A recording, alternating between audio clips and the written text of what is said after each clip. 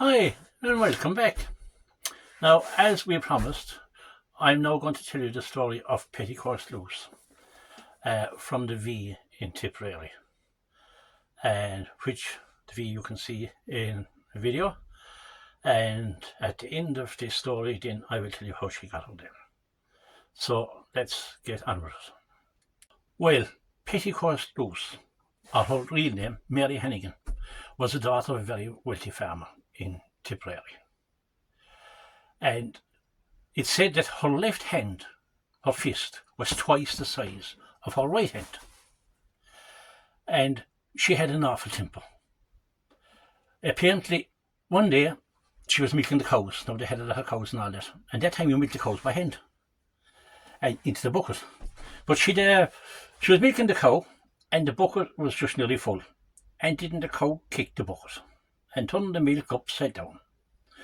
Well, Mary got up and she hit the cow a bit of a fist, killed her stone dead. Boom, gone. That was the power she had. Now, she was also a kitog, which means everything was done with the left hand. Now, at that time, that was frowned upon, because they reckoned that if you were kitog, you were into black magic and all that, and a bit of a witch, so you couldn't be trusted. So they reckoned that the devil sits on your shoulder if you're left-handed. And that's why they say, when you spill salt or sugar, you always throw a bit over your left shoulder with your left hand to blind the devil. Right? So Mary was marked different from everyone. And as I said, she had an awful temper. But she was stronger than any man. And she'd go down to the pubs there and she'd be arm wrestling this, that and all. And she'd drink as much porter as any man that was there. And a big woman. She was over 6 foot, I believe. But every weekend then, she loved dancing. She'd go dancing every weekend. And she got married to this man. And apparently that hadn't gone too well. And after about a year, he went missing. And then she met up with this fella, supposedly a fiddler. And after about 12 months, the husband gone, she kind of went off the rails a bit. And then she was drinking, going from town to town, and Waterford and Tipperary around, and into taverns, drinking and carousing and fighting, arm wrestling men and drinking men under the table. One day anyway, my neighbour came up to the house, walked in, and there she was, dead, thrown across the table, over. Now, a lot of people at the time were they weren't sad about it. They really weren't now, because she had this old bad aura about her, and they said, look, she's gone out of the way, and that's fine. So, that was grand. About 2 months after she was done and buried, the dance, of course, usual Sunday night. And one of the boys went out the back to get a smoke, and he got the shock of his life. There was Mary sitting above and appeared outside the bag. Oh, lads, he got some shock. So he ran in anyway to tell the boys. One or two of them, they went out, and there she was, sitting above on the rock. This big ghostly appearance. After that then, she started roaming the roads, and attacking people as they walked about their business. So at night people were afraid to go out. At one time there was a farmer with his horse going down the road, and she came out, she jumped up in the car. And she was so big and strong that she jumped up in it, and the car went to the ground, the wheels came out from underneath it. Just like that, gone. And he ran for the hills. So this was going on a bit then, And they went to the parish priest and said, look, something has to be done about this. So the parish priest said, look, I can't do much about it, he says, and this guy, I don't want to make it involved. He was a bit of a coward, I'd say, I'll talk. But this other lad came on, he says, to mind the parish priest, go to the curate. He's the boy that'll sort it. So they said, fine, off they went to the curate. Right, so they went to the curate anyway, and they taught him the story of what was happening, how she was there and this, and how she's just terrorising everyone in the state. And the priest said, don't worry, he says, I'll handle this. So what he said was, I want 2 lads to come with me. and we'll go out on the road where she normally is and we'll meet her. And he said, I'll have the holy water, you'll have 2 bottles of holy water, he says. And the first man goes out and he makes a circle, and when she comes, if that don't stop her, the second man make a circle, and that should hold him. Now saying that, he said, if that don't work, then I have another plan. So off they went anyway, and as supposed to do, first man did his circle of holy water around her. She waited till it dried up, and then she walked on. Second man did the same thing, the holy water, and again the same thing happened.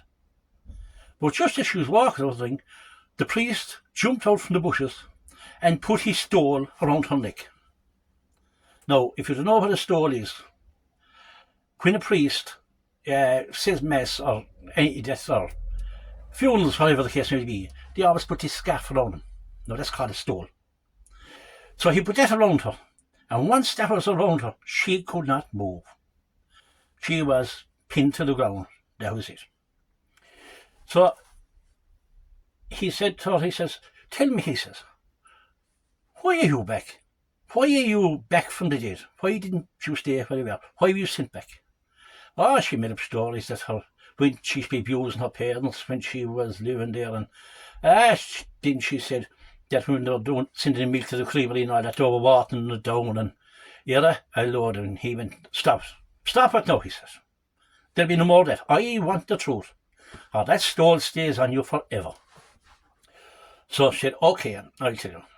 She said, I killed my husband and my child, and that's why I was sent back to roam the earth. And he said, okay, he said, I'm going to banish you, he says, into the lake. And she says, no. She said, no, you can't do that. Oh, he said, yes, I can. And that's what I'm going to do. I'm going to banish you into the lake for 7 years. So, as he banished her into the lake. So she was banished into the lake, and her task was to empty it with a thimble. And she will stay there until law unloon, which means judgment day. Now, she thought the priest said day alone, which means Monday. So I thought she was only going to be there for a day because this being Sunday. But that was the mistake she made, a misunderstanding. But if I was you now, I would not go swimming on that lake on a Monday, because apparently she comes up thinking she can get out, which she can't. But if there's any swimmers or anything there, it's apparently she has taken a few of them.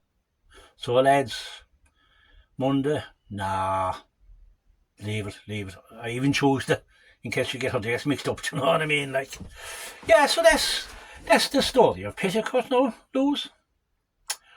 Oh yes. And how did she get her name? Well, as I said earlier, she loved dancing. And every weekend, Saturday night there, she'd be going dancing this, that and the other. And you know, lads, when she was a big woman, she'd take off there, she was flying around the floor.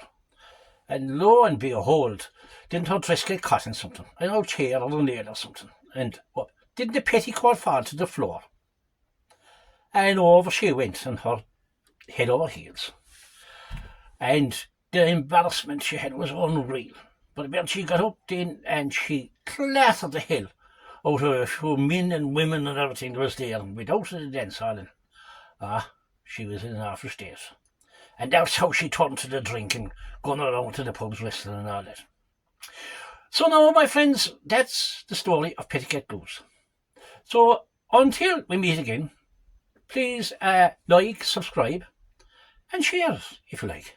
Okay? So thanks for listening, and I'll talk to you soon. Bye.